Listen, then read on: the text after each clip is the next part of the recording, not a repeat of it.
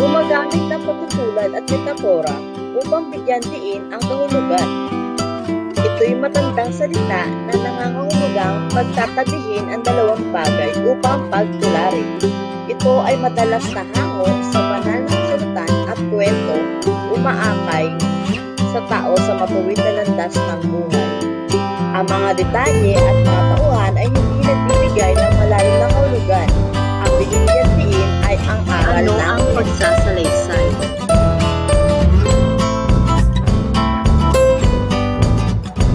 Ang pagsasalaysay ay isang pamamaraan upang pabatid ang mga pangyayaring may kaugnay sa mula sa pananaw ng nagsasalaysay.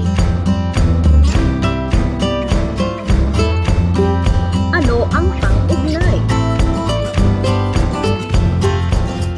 Ang pag-ugnay ay tumutulong upang pag-ugnay ang mga pangungusap at talata para makinis at takbo ng pahayag na iwasan ang pagtutol ng mga ideya.